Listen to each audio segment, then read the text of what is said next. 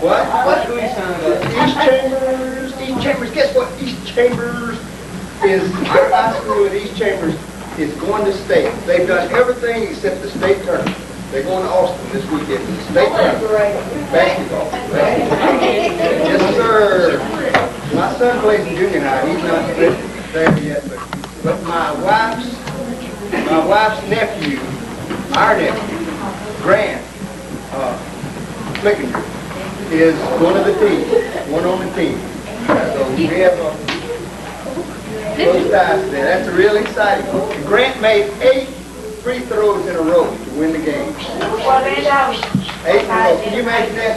He finally, after the 4th or 5th one, he started saying, yes, after everybody make that free throw. 8 in a row.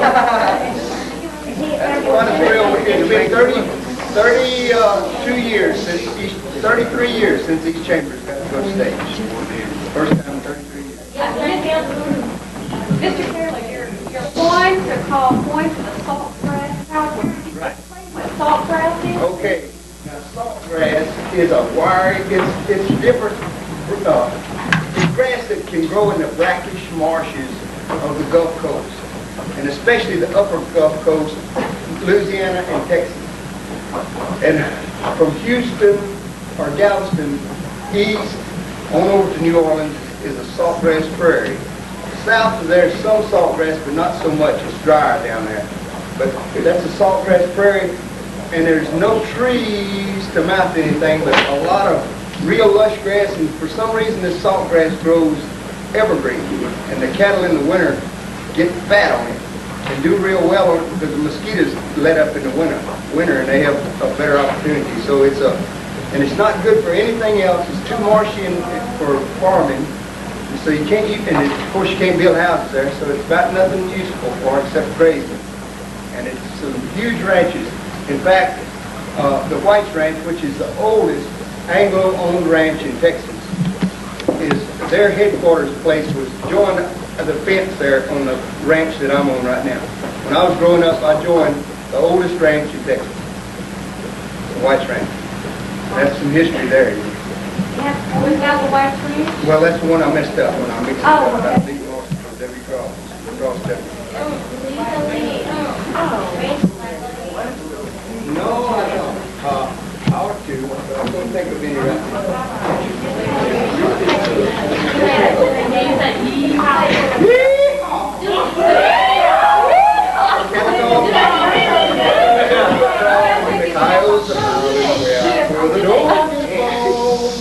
Birds are a-jingling, this cowboy singing this lonesome cattle call.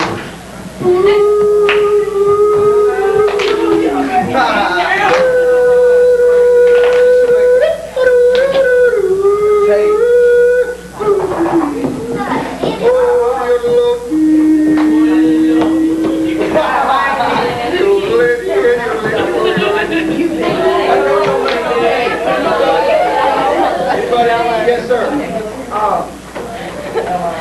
How do you do that?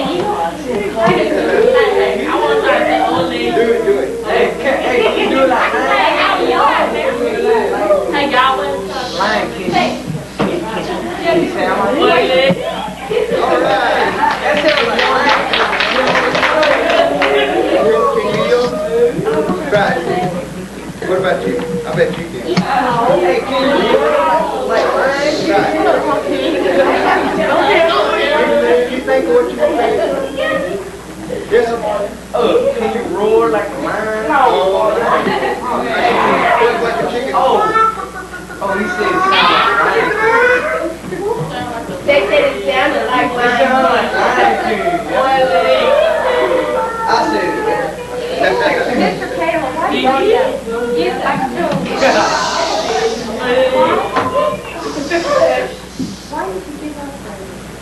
Well, actually, the reason I gave up rodeo is I had a wife and daughter, and I had to choose.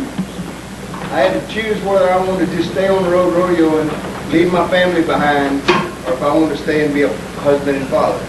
And so I chose what I thought was right, and I'm glad I did. See, instead of doing the fun thing, I did the right thing and stayed with my home family.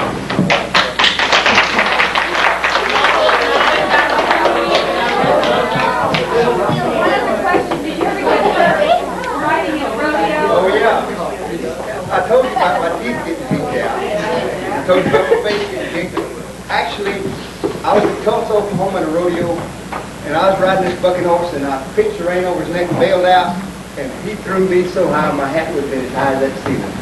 And I hit in the sand on my leg, one leg, and it broke my leg. And I fell on the ground, and I looked down, and my foot was sideways on my leg. And the heel of my foot was turned up. The only thing holding my foot on was my skin. And I lay there and I thought, I guess my foot's out of place. So I reached down and tried to straighten it up, and it kind of hurt. So I said, hey, help, help. And the announcer said, get up, boy, get up. We want to buck some more stock. I said, help. He said, get up, we got to go on with the rodeo. Get up, get up. I said, I can't. So they brought an ambulance in there and took me to the hospital, and they operated on me the next day. They put 3 screws in it. And in 5 weeks later, I was riding again.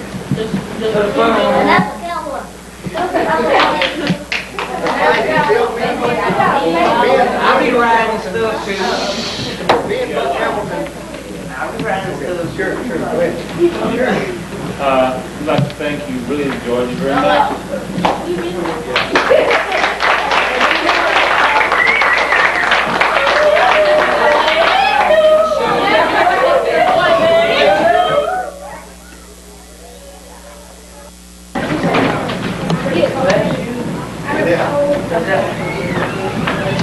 I did get hit, but that wasn't the time. That horse jumped all the way over me, clear. I know it did, He was going up there. You wrote down there, too. Yeah, I know, it's kind of crazy. Boys, when you go on.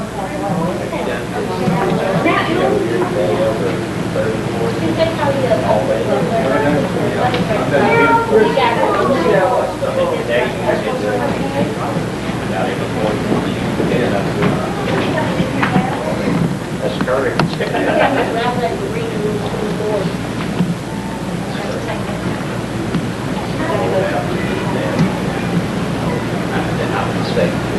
Oh, there's a computer.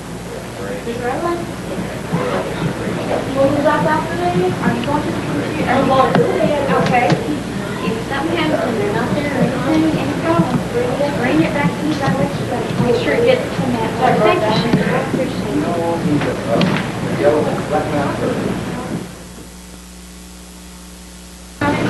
Is that we're on back today? I just wanted to let everybody know we have a few left. He has kindly agreed to leave from here to school, and if you would like to come buy a book tomorrow, they'll be coming left in my room, so you can buy one tomorrow in case you'd like to do that. A lot of the things, the poems, the stories I'm going to tell you about today are the poems, the stories of Saltgrass Cowboy. This one is 1275. This one, Mr. X from Flatted, which has a really funny poem that I really like. This one sells for $9.50. His tape, you can play the tape and listen to more of the stories in this one that you might not get around to telling you about today for $6. And I hope you do this one. One poem called Friends. And it's kind of a picture book. And it has a wonderful message and some pictures. Maybe we'll do that for you. Mr. Kahla has just published The Basis of a Cowboy novel. Okay, this is $21.20, and all these prices include the tax. And I want everybody here to also be thinking about questions at the end, the last 10 minutes or so. We're going to open it up, and you can raise your hand, and I'll call on you, or you can call on me. And you can ask any kind of questions, in case you have questions about being in the rodeo or being a real cowboy. Mr. Kahla is going to tell us about his experiences with the rodeo and the cowboy, as well as a poet and a novelist and a writer. I give you Mr. Kahla.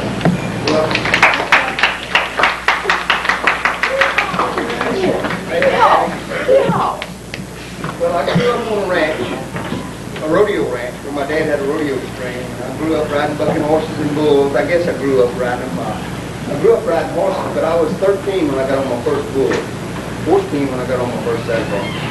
So I've been around rodeos and cowboy stuff all my life. I rode at the Houston Livestock and Run Rodeo over 24 times. I don't know exactly how many times, but there's a picture of me at the Astrodome in one of these in this book is a picture of me on top of a horse there, riding. But when I started out, that's where I usually ended up. It took me about 2 years before I ended up staying on top instead of underneath. But when I was rodeoing, I called the rodeo office in Belton, which is up near Waco. And I said, hey, I don't know whether I want to go to Belton or Waco or Pecos. So the rodeo producer, Bobby Steiner, said, Bob, if you'll just come on up here to Belton, we'll pay your entry fee. So I went up to Belton, and I drew the bucking horse of the year in the bareback round. He was a big old dun horse, and he wore a gold-plated halter that meant he was the meanest horse in the world. Well, I got my rigging on that horse, and I marked him out way up in the neck, and that horse jumped straight out. Uh-oh, something's going on.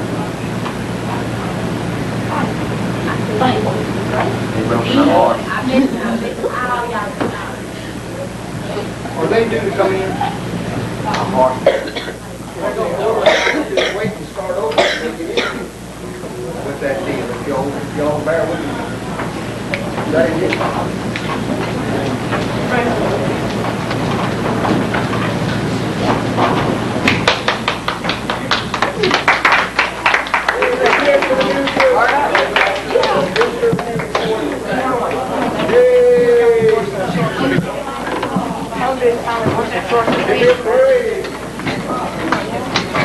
Hurry up and be quiet.